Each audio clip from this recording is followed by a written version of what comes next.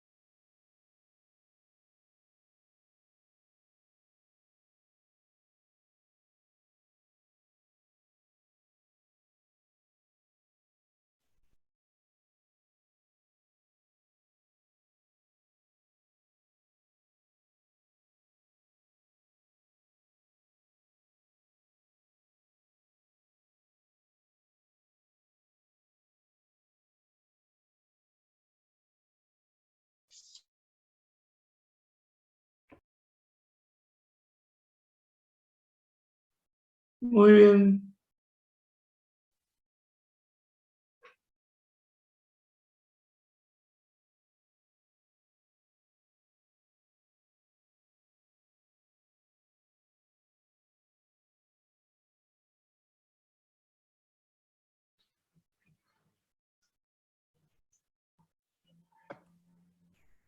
Vamos a continuar.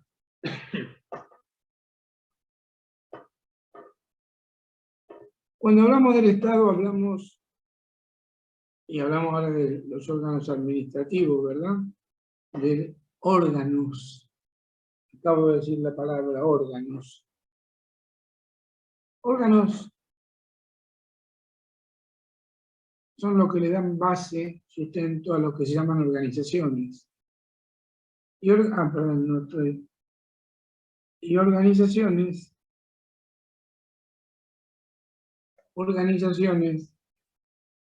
tienen que ver con un elemento activo, las personas que la forman, esas organizaciones, un elemento asociativo, que es la voluntad de asociarse, de formar, de conformar esa organización. Estoy hablando más bajo por la garganta. Si no me escuchan bien, díganme. se escucha bien, profe. Bueno, gracias. Un elemento activo, un elemento asociativo, decíamos, la idea de asociarse, de juntarse con alguna finalidad.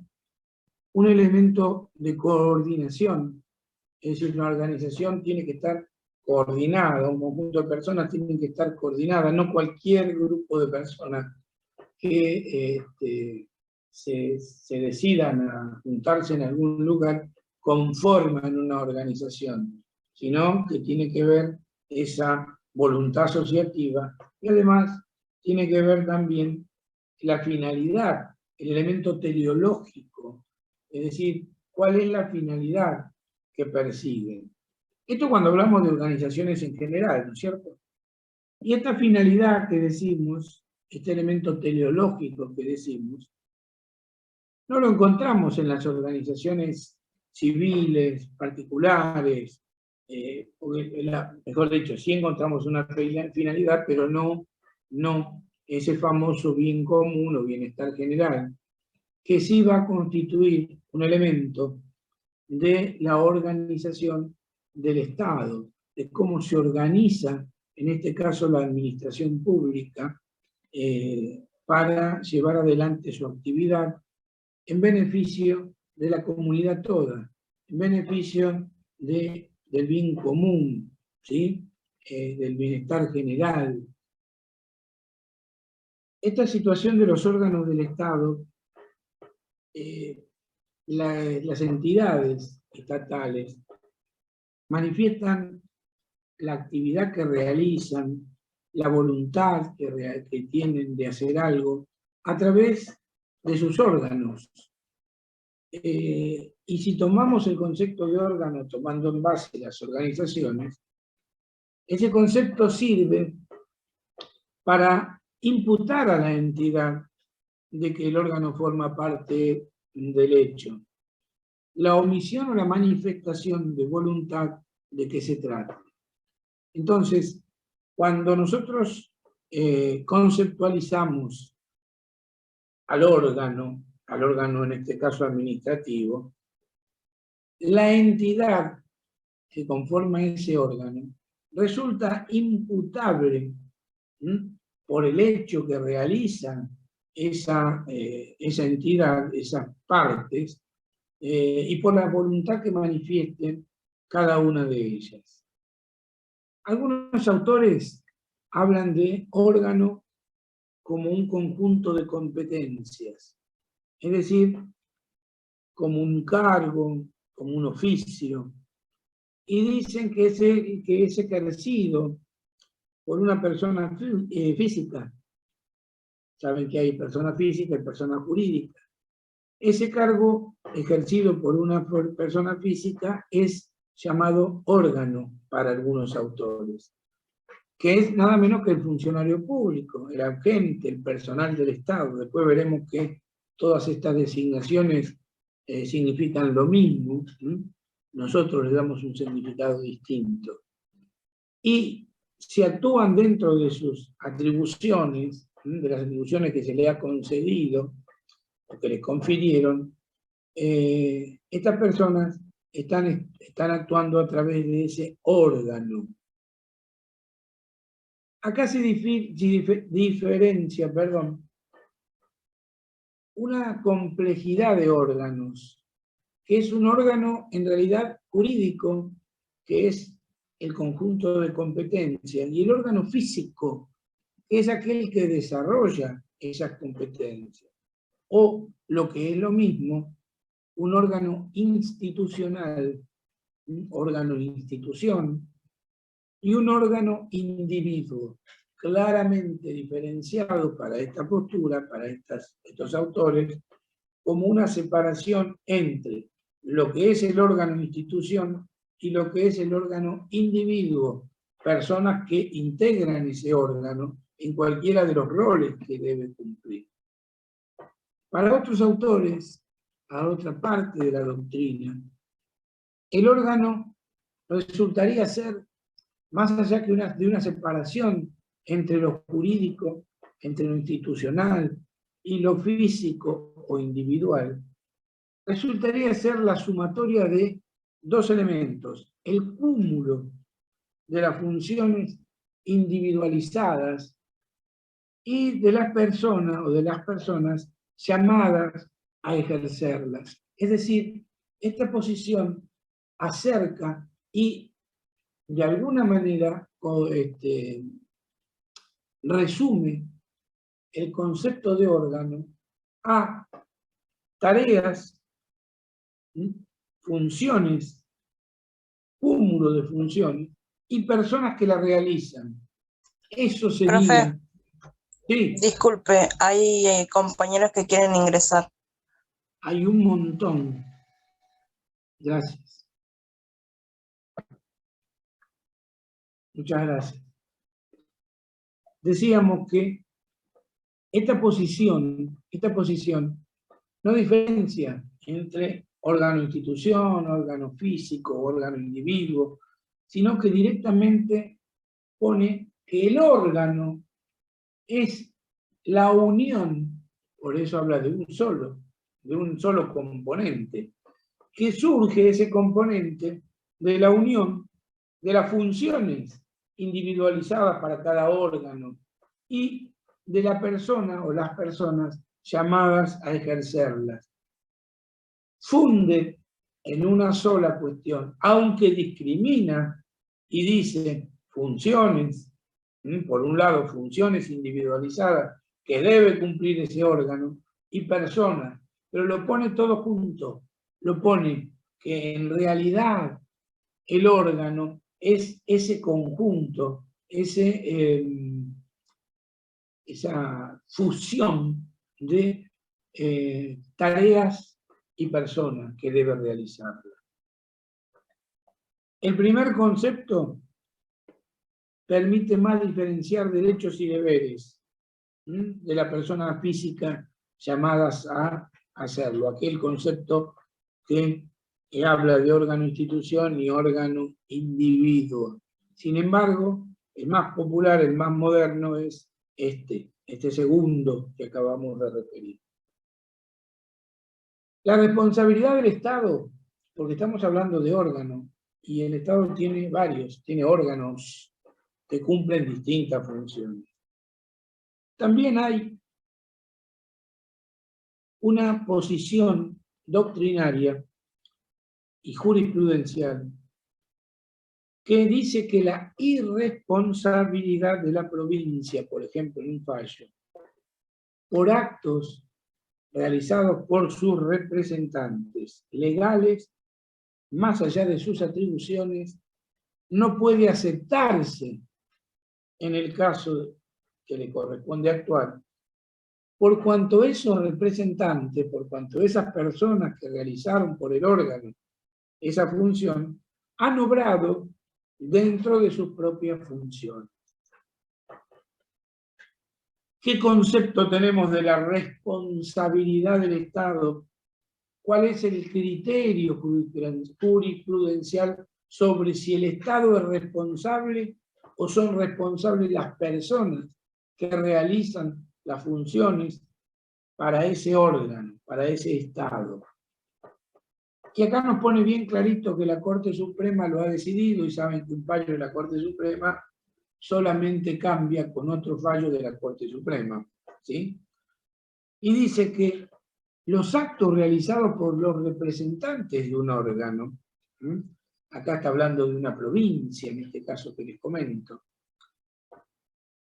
y si esas personas van más allá de las atribuciones propias que les corresponden para actuar, la pretensión de que no sea responsable del Estado no puede aceptarse, porque esas personas han obrado dentro del ámbito de sus propias funciones. Si se puede probar, si se probara que esas personas que actuaron y responsabilizaron al Estado, al órgano estatal, lo hicieron fuera del ámbito de su propia competencia, es decir, fuera de las funciones para las cuales fueron designados, ahí cambiaría la cosa. Habría que buscar y entender en cada caso específico, pero ahí cambiaría la cosa.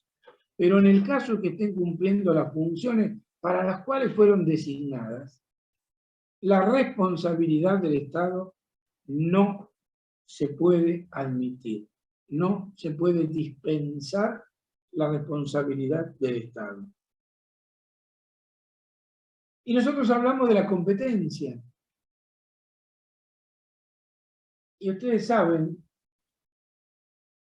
porque han habido hablar, de qué se trata la competencia. Yo a los chicos de primer año de Derecho les digo que hablar de la competencia, la mejor forma de entenderlo es decir que la competencia de alguien, de algún órgano, de alguna persona, es nada más ni nada menos que aquello que le compete hacer a esa persona. Pero claro, muchos chicos de primer año, por deficiencias que ya conocemos, no de los chicos, sino de nuestro sistema, no saben qué es la palabra o no conocen la definición o el concepto de la palabra competencia o compete, ¿no es cierto? Por lo tanto, no les sirve de mucho y tenemos que ampliar el concepto, decir que son aquellas funciones que por distintas circunstancias, grado, función, materia, tiempo, se le atribuye a determinado órgano o a determinada persona o grupo de personas dentro de un órgano para que ellos desarrollen. Esa es la competencia. Es un conjunto de funciones, van a encontrar, que un agente puede legítimamente, porque tiene esa función, esas competencias atribuidas a él, legítimamente puede ejercer. Este concepto de competencia da una medida exacta de las actividades que, de acuerdo al ordenamiento jurídico, corresponden a cada órgano administrativo, es decir, a cada órgano de la administración le corresponde una partecita de todo aquello que debe realizar la administración pública, que es lo que nos ocupa ahora a nosotros. esa aptitud legal, esa aptitud de obrar que tienen, se ha podido decir respecto de ello que formaría parte esencial, integrante del concepto de órgano. La competencia de un órgano administrativo debe ser o es la que resulte, según los casos de la Constitución Nacional, de las leyes, de los reglamentos, sabemos que existen, dictados en consecuencia de estas leyes y de esta Constitución Nacional.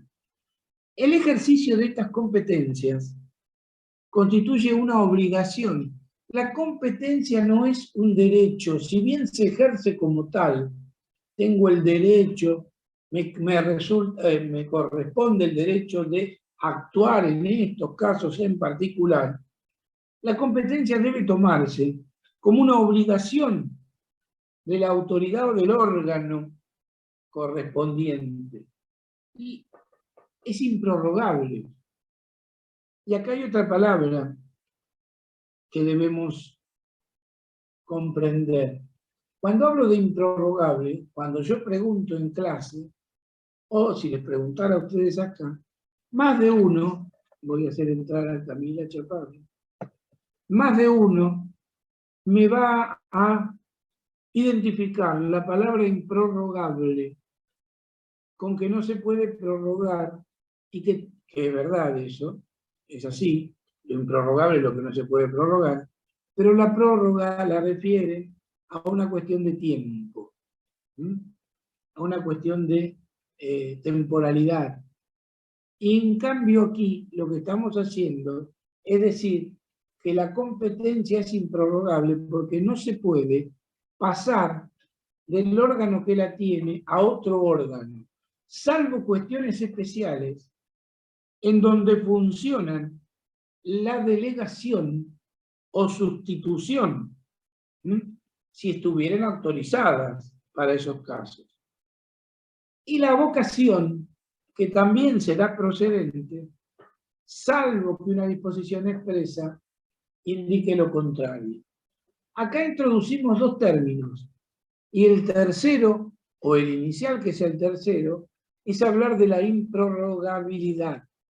Es decir, la competencia que yo tengo, que el órgano tiene, es una obligación más que un derecho.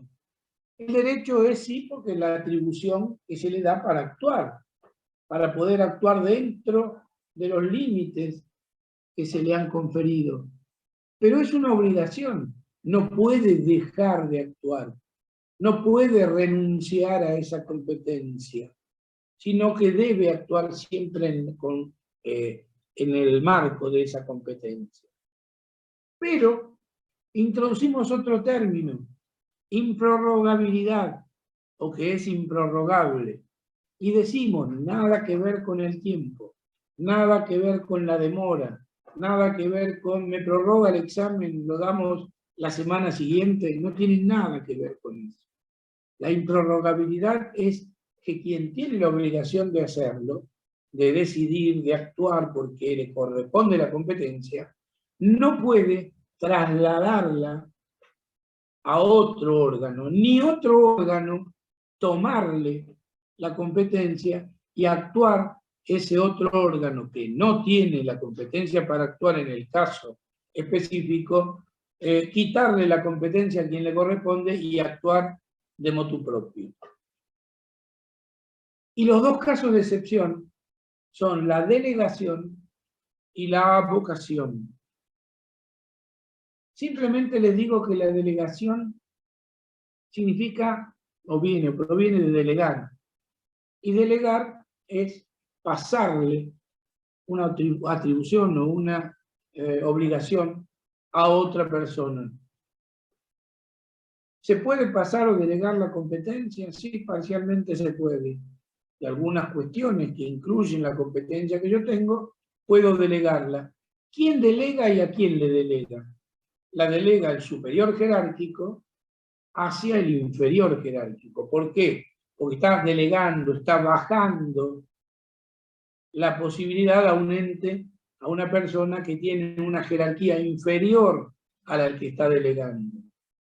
Pero también, si la ley lo permite, si hay una ley que lo permite, podrá realizarse la avocación, que es exactamente lo contrario a la delegación. Siempre actúa el superior jerárquico. En un caso delega, en un caso le pasa la competencia para entender en determinado caso a un inferior. En la avocación, el superior toma una cuestión que le corresponde entender a su inferior jerárquico o a uno de sus inferiores jerárquicos y decide llevarla adelante él mismo. Eso es abocarse. La otra, es delegar, es mandarle, pasarle a otra persona lo que a él le correspondía. Volviendo a la competencia, sin perjuicio de volver un poquito después a la delegación, si es que nos da el tiempo. La competencia puede clasificarse de distintas formas. ¿Y por qué la clasificamos? Y porque tenemos que definir o decidir cuando hay cuestiones que pueden confundir a ver a quién le corresponde la competencia. Por ejemplo, competencia en razón de la materia. Esta competencia en razón de la materia tiene que ver con uno u otro acto administrativo que le pueda corresponder a las personas. Son las actividades que el órgano puede legalmente, legítimamente realizar. El acto que es dictado por el órgano puede estar viciado de competencia en razón de la materia en diversos casos. Es decir, yo no actué y por eso está viciado y puede caer en nulidad. Yo no actué conforme a mi competencia material en razón de la materia cuando me refiero a materia legislativa, cuando los órganos administrativos dictan resoluciones sobre las cuales solo pueden ser resueltas por el Congreso. Por ejemplo, una disposición de fondos sin autorización presupuestaria, el otorgamiento de la concesión de un servicio público, sin ley que autorice a esa concesión. O también incompetencia en razón de a materias judiciales o respecto a materias judiciales. Cuando la administración adopta decisiones que solo pueden ser tomadas por el Poder Judicial. Por ejemplo, un acto que pretenda decidir un litigio entre partes con fuerza de verdad legal, esto es, con carácter definitivo. Y esto viene a cuento a lo que les decía hoy, ¿se acuerdan? Siempre vamos a tener la posibilidad de acudir a un órgano judicial para impugnar, para recurrir de aquella resolución que no nos satisfaga en materia administrativa. Si un órgano se arroga la potestad de dictar resoluciones que sean de carácter definitivo y que no puedan pasar a revisarse o que ellos mismos decidan en el acto administrativo que esta resolución es de carácter definitivo y no puede ser revisada por la autoridad jurisdiccional, eso es actuar fuera del ámbito de su propia competencia.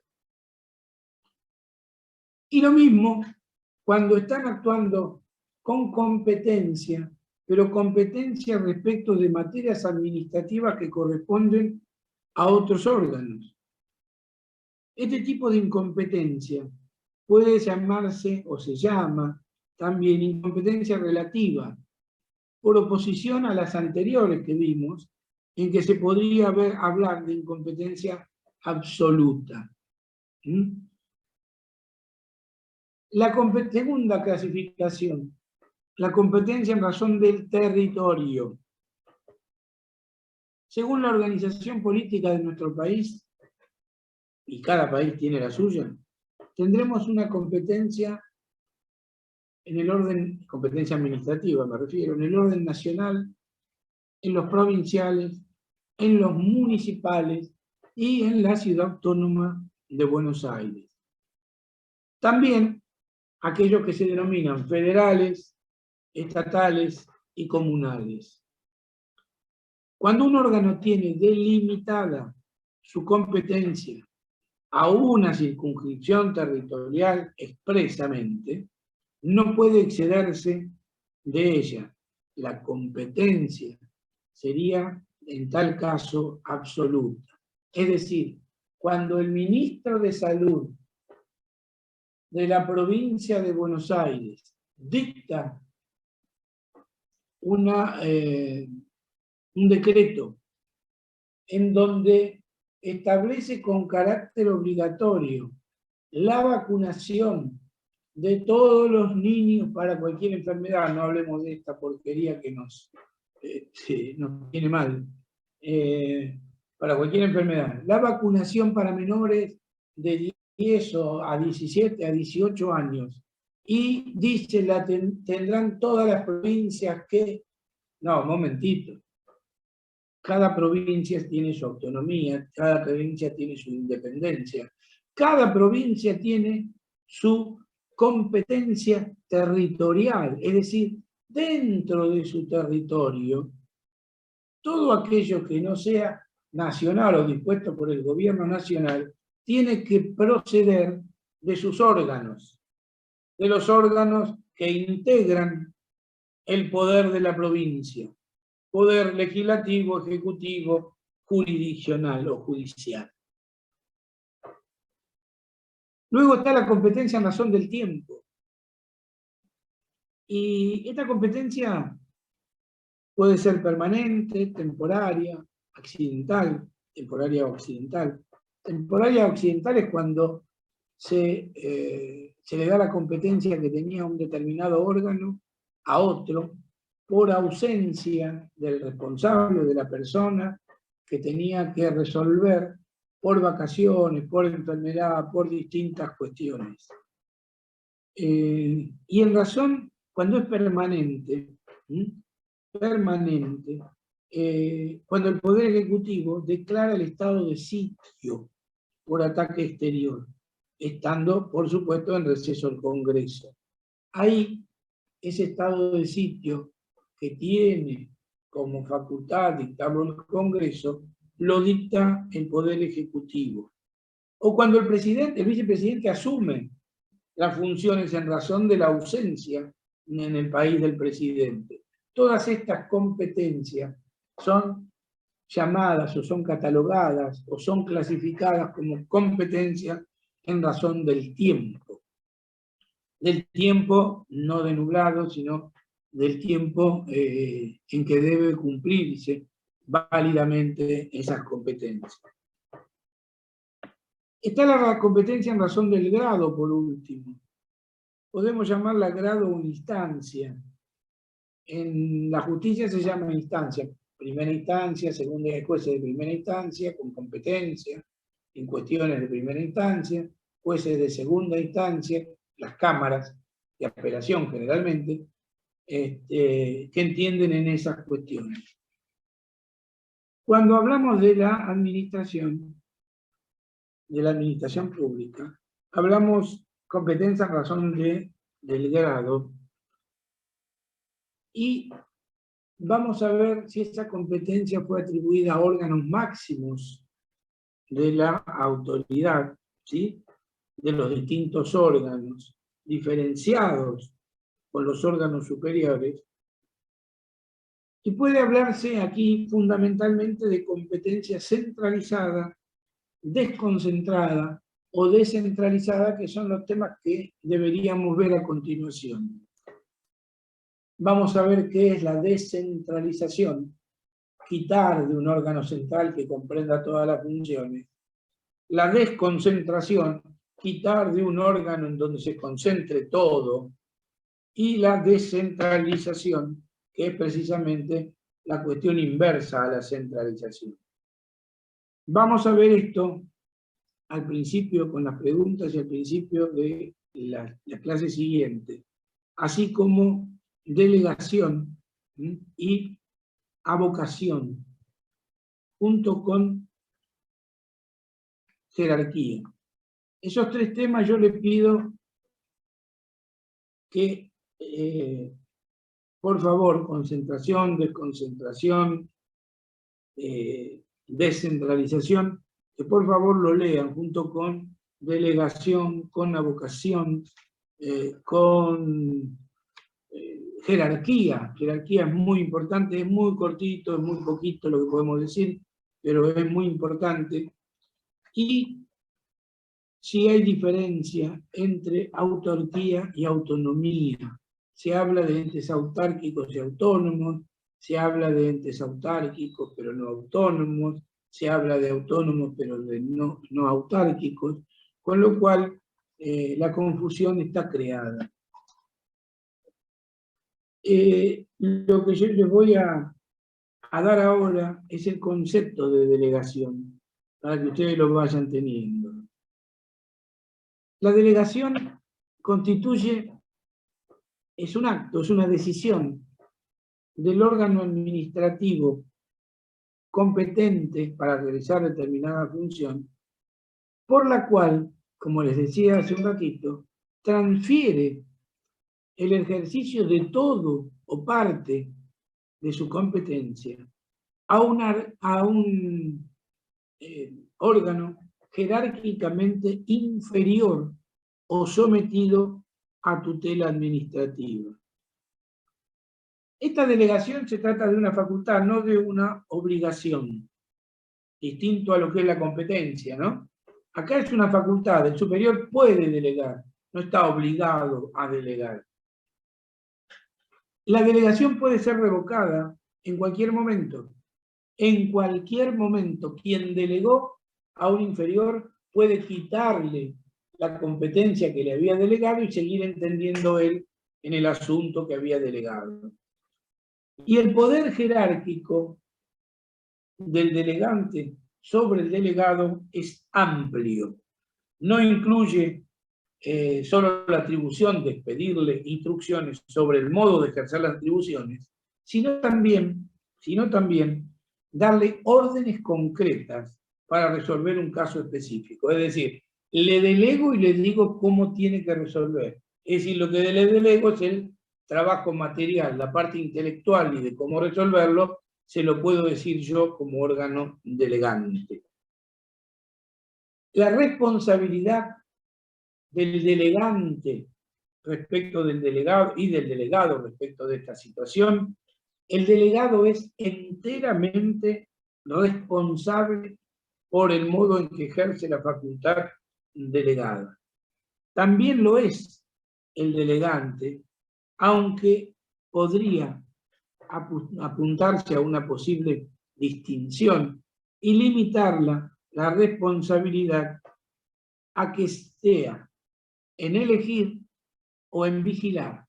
En elegir a quién le va a delegar, ahí estaría una parte de posible adjudicación de responsabilidad al delegante, y en vigilar al delegante.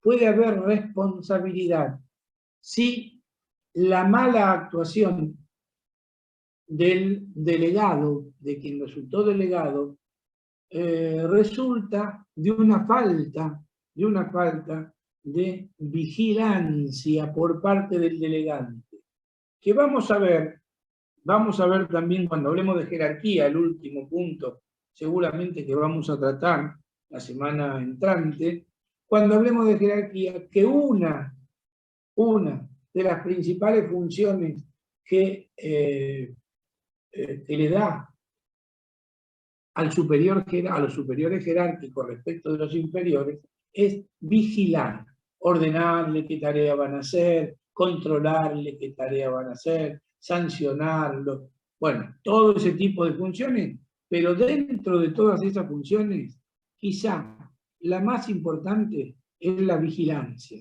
vigilar cómo está haciendo el trabajo. Por eso, periódicamente tiene que controlar lo que está haciendo, para que luego no pueda decir, ah, no, pero allá por 2 años atrás, cuando le delegué, no hizo tal cosa o tal otra.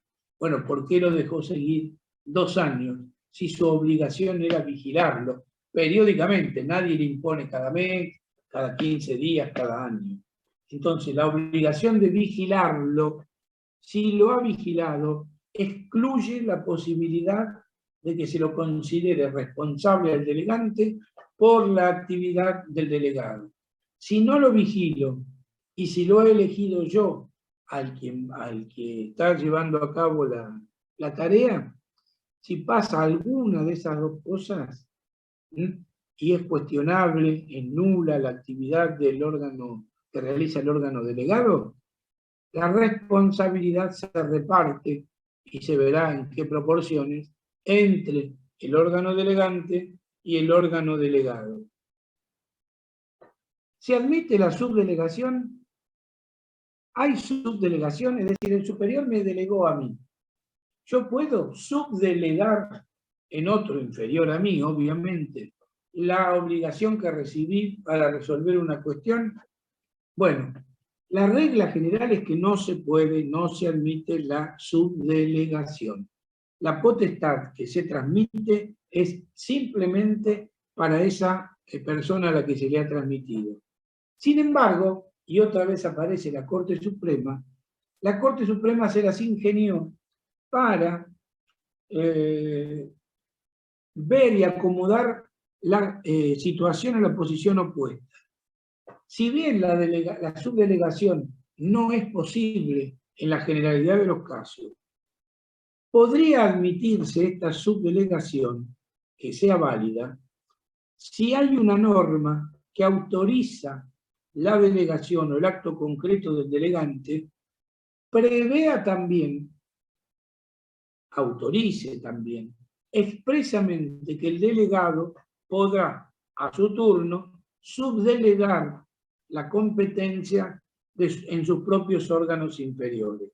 Sin la previsión legal expresa que lo autorice, cualquier subdelegación, no se puede hacer una escalerita para abajo y subdelegar a cada rato, cualquier subdelegación que no tenga el respaldo de una norma que lo autorice, va a ser inválida.